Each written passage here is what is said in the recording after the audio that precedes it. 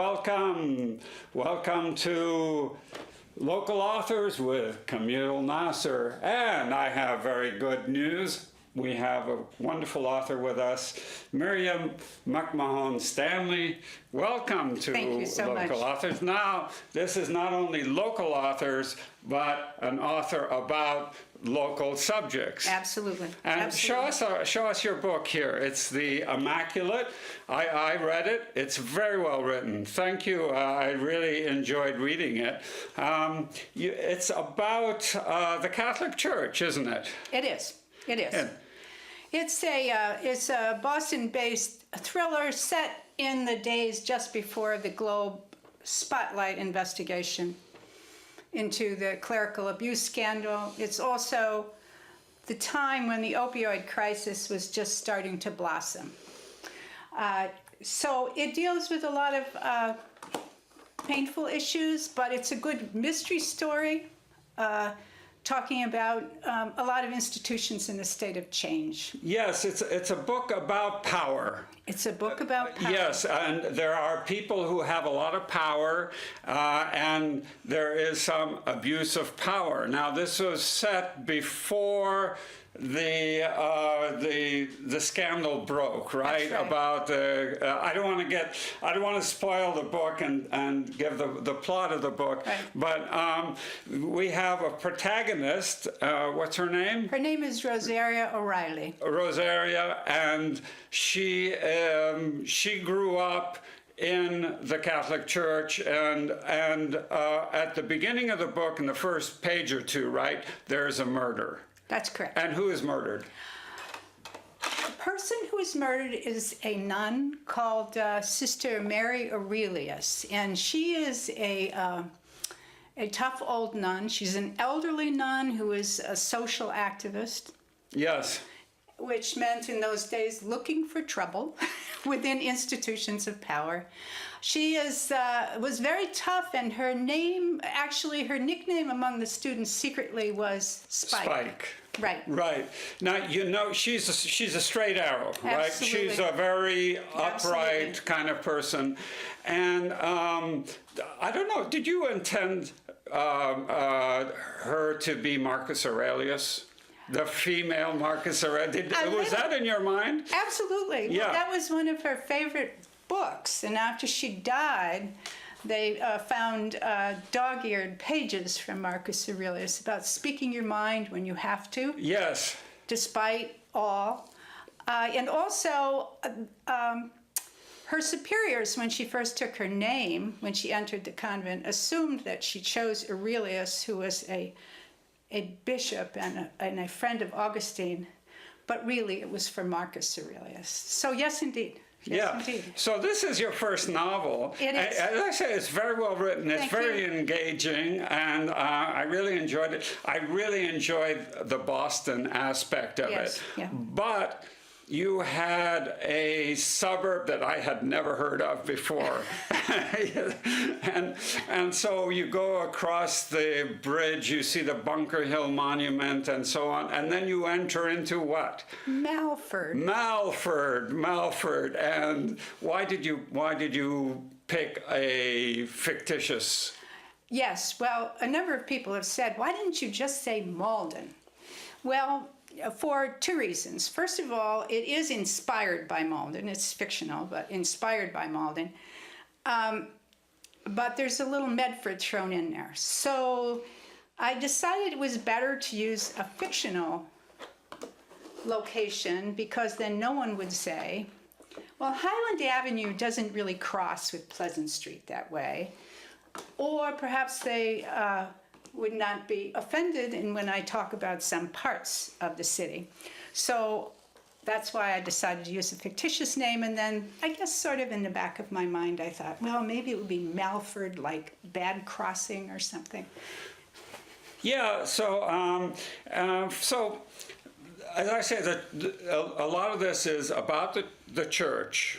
You grew up as a Catholic, I imagine. Absolutely, is that right? absolutely. Irish Catholic, and you know, there's something that's kind of interested me, is that the church was the church in America was Polish, Italian, Irish, but the Irish seem to have dominated the church. Is that I would say they dominated the church hierarchy. yeah, dominant? Yes. And yeah. I'm not sure why that is. It may be because they were native English speakers. I just don't know in the early days. But certainly the church is a very powerful institution in Ireland. Yeah. And it remains.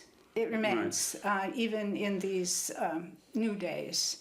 It remains a powerful institution. So I think you're correct. That's Yeah. true. Yeah. So let's get back to the story.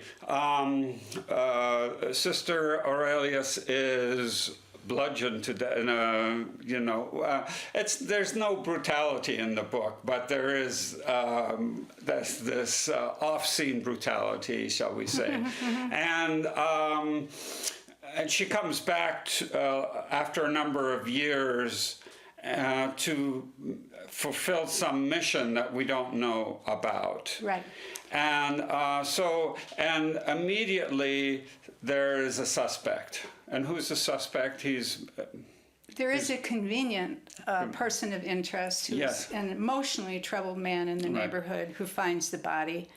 And it's important to the police to have a person of interest almost immediately because the mayor is calling constantly, the cardinal is calling constantly, the media is calling for an immediate resolution to this terrible situation with an elderly nun being killed. So poor Joey is a person of interest. Yes, and he's a sympathetic character. He's an unfortunate character. And the thing is that these people kind of knew each other. Joey was known by the protagonist, and they grew up together, right? And by the police. These are it's a story about the Catholic Church, but it's also a story about very tight neighborhoods in those times, ethnic neighborhoods. Around Boston, in Malford is a factory city. And around Boston, there would be these cities, and they would be primarily Irish, Italian, some Portuguese, French Canadian. They were very tight neighborhoods, and they had certain values. Part of it, which you see in the book, is there's a certain grittiness, but there's also the importance of loyalty, the importance of not forgetting your neighborhood, which is why he is a sympathetic character to Rosaria. Yes. So a lot of these people grew up together. The police, and they know each other, and they all knew the poor old sister who was killed. Right. And then there are, I don't want to give the story away, but there are other deaths as we proceed along. There's a case of botulism, and this, which I thought was very intriguing. Do you know that's true? This actually was something that happened that I read in the newspaper, so I immediately cut it out, that dying in that fashion and what that person ate. Oh, did you? Oh, yes, yeah. I have little clippings that I cut out from the newspaper, and I think, isn't that interesting? Wouldn't that be great? Is that how you came? So tell me, how did the story arise? Well, curiously, I had two long careers. I worked at Polaroid for many years, and then I worked in right up the street. And then I worked at Northeastern for a decade. And then when I finally retired and said I was really retiring, I took a couple of online writing courses. And what I did when I wrote that first chapter, which took me months to write just the first chapter, I had an image in my mind of an elderly nun walking across a schoolyard of a shuttered parochial school in winter dusk. And she was walking quite deliberately. She's quite a tall... In habit. In habit. Yeah. Quite a tall old nun. And I could almost see it cinematically from the top, just walking across a schoolyard. And somehow I knew that she was walking to a bad end. So I don't know, I didn't know at the time when I had this image and I couldn't figure out what the ending was. So I figured out where I got that image, and I realized about that time I had gone to take my administrator from Polaroid from the old days out to lunch for her birthday. Yeah. And on the way back, I had driven by the Immaculate Conception School, which I attended, and is now beautiful senior housing, these wonderful apartments with high ceilings, etc. Yes, yes. I didn't really think twice about it, but I realized that was where the image came from. And then I decided it was such a powerful image that I couldn't shake that I should write the story. Right, excellent, yeah. To find out what happened to the nun. What What was she doing there? And so you created the story. I got one question to ask. There was, in the botulism, was it in the botulism case? They were in the hospital overlooking a hill, right? Was that Whidden Hospital in Everett? No, actually it was Malden Hospital over the reservoir. Oh, is that on a hill? I can't. I see. The reservoir is here, and the hospital is up here. And we used to go sledding down the reservoir. Did you grow up in Malden, Medford? I grew up kind of in Medford, right on the Malden line. I went to the Immaculate in Malden. My dad used to run the Converse Rubber Sneaker Factory, and the factory is featured in the book. I really wanted to I remember that, and I used to work there every summer as a kid on the floor, as did my brothers. And I wanted to give that feeling of a factory town and those neighborhoods, and the role of the church and the institutions in that, which was positive. Yeah, but I want to ask you now. So you grew up in the Catholic Church. You're what do they call it? Fallen away Catholic now. I have to find a new word. New word for that. What happened to the Catholic Church? I mean. When I went to church, we were talking earlier, I was a Lutheran. I went to a Lutheran church. And I remember as a kid, the Lutheran church was full, right? We went to church. You probably went to church. The church was full, right? You go to a church now. I went to, Emmanuel Church where they have Bach. There were maybe, 30 people there. You had to go to church. It was a sin. It was a sin, yeah. And now the only people that go to the church are African Americans, it seems like, in the cities at least. Well, there does seem to be a congregation, or a loyal congregation. I finally had to leave. It was just too overwhelming for me. When we were raising our children, my oldest girl would ask, well, why can't I be an altar girl? And in those days, of course, you couldn't do that. Yeah. And I said, well, it takes time for the church to change. But I have been hearing that all my life, and the abuse scandal just put me over the top. The abuse scandal really rocked the church, and the statistics I saw after that, not only of the Catholic Church but of the Protestant Church, the attendance really went down. In Italy, which is a Catholic country, where the seat of the Pope and so on, attendance is about 5% of the population. In France, it's probably less. Here, it's hard to tell what the attendance is, but a lot of churches are going empty. And that's, in fact, one of the problems in the book, isn't it? That the church is starting to fall apart, right? Well, it has lost its moral authority, really. And that was the killing blow. Also, the book, as we were discussing before, is really about institutional power. In those days, it's about the church and civic society, very intertwined. So you had a very heavy, powerful construct between the people that made things happen in the city of Boston, and the church. Everything was hand in hand. So the protection of the church was a natural. And as I've said, if you were a young boy in Salem, Massachusetts, or Sudbury, Massachusetts, or Malden, Massachusetts, and your parents complained to the church, compared to that massive power structure, Yeah, yeah. you were nothing. Yes, that's And right. those boys, and it was primarily boys, those boys never really recovered. Yeah, it was. They never really recovered. Right, exactly. So that's why, certainly why I left. So this is Local Authors with Camille Nasser, and I have the great privilege of talking with Marian McMahon Stanley, and her book is The Immaculate, right here. As I said, it's a really great book. I loved reading it. It's fast-paced, and it has a surprise ending. So here we are. So tell us a little bit more. It's a third-person narration. Why did you pick that? You couldn't have picked like the protagonist telling the whole story herself, right? Because there were some scenes that she wasn't in it. Is that why you picked third person? Yes, it is. And I think I also, when you have people that you think, what a monster, what is that person?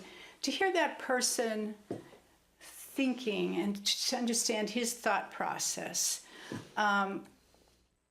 is really important. So I chose a third person so I could concentrate on, say, the Monsignor or the Armenian American detective, etc., so that you could speak to them more intensively, or speak to their thinking and. Yes, but it's a close third person, because Yes, you get the feeling of the protagonist, what she's feeling all the time, and she tells the story. So let's talk a little bit more about the sexual attitudes of the Catholic Church. Very slow to change, very traditional. Maybe with the Pope now it's changing, do you think? Or Very slow. Very slowly. He says a lot of wonderful things, and he's a very lovable man. And Yes. I think his heart is in the right place, but I don't see that a lot has changed. It's a slow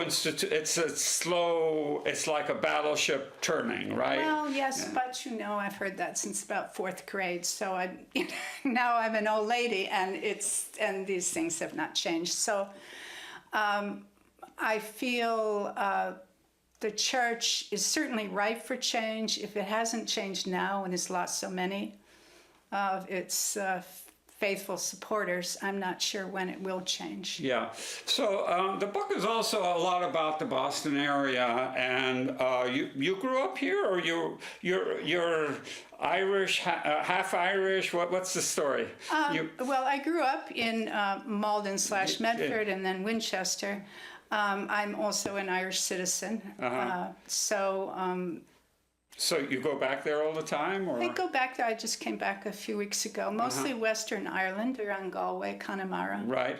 And I feel very comfortable there, but I'm an American, but I'm an Irish American. Your accent is Yes, American. So absolutely. What do they make fun of you in Ireland, or they say, here's the American? No, because I have a cousin who was actually born in London, and grew up in America. And he went back to London. He lives in London now, and everybody talks to him as they call him the American. Well, actually, in the next book, I have a character who was born in Adams Corner in Dorchester, but his dad died, and his mother brought him back to Ireland. And in the next book, he's called the Yank, even though he moved back to Ireland at 4 or 5 years old. Right. So you never, and has been there since then, but you never really lose that.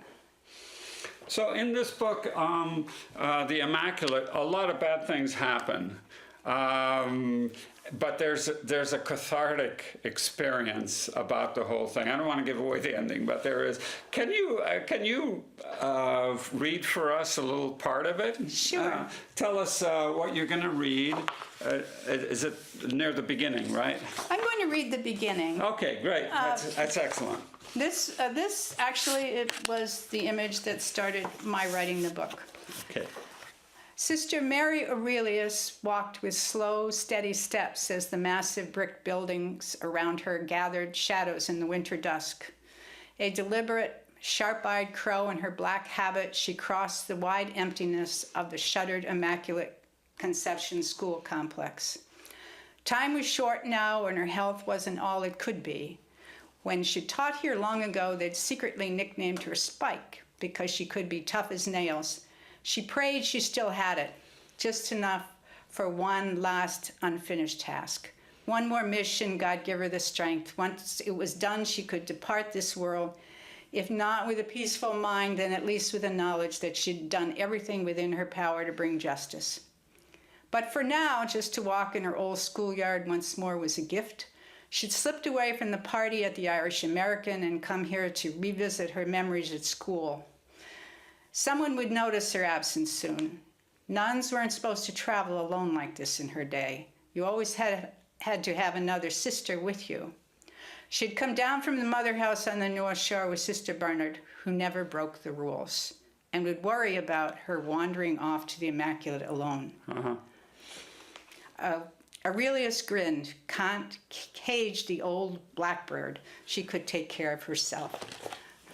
Oh, that's great. That's really very. As I said, now that you've read it, there was so much there that I didn't get before. You know, about the party and so on. That it brings back to mind. So you've put a lot of clues in there, haven't you? Yes. In the beginning and yeah. You know, the other thing I was going to mention, it is a Boston-based book, but it's very curious because I have read from this book, done readings and had conversations with a lot of book clubs, but some in Pittsburgh and New York, and they all say, oh, that's just what it was like.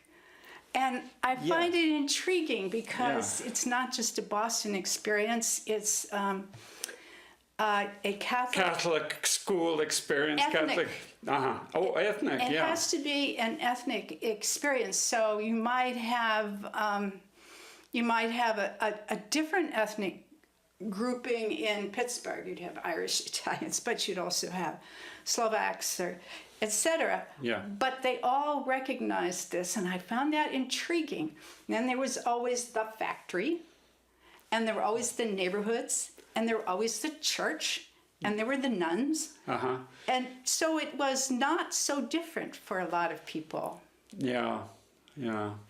Well, it's interesting. Is it the Catholic Church? You kind of belong to a club, right? I guess. Yeah, it's kind of, you have rules in the club, and then somehow it all fell apart. It's true. Well, I think it served an important role, and a very positive role, when these immigrant groups were coming over. Very positive role. I mean, the church was your structure. It's where you went, you got connections, they found you a job at the factory, they helped you with your kids. You know, if a woman was a widow, they helped raise kids. When my grandmother first came over, she worked at the rectory.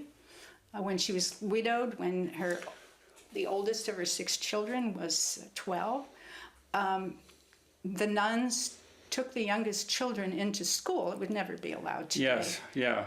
And took care of them. So Yes. it was a different environment and very important.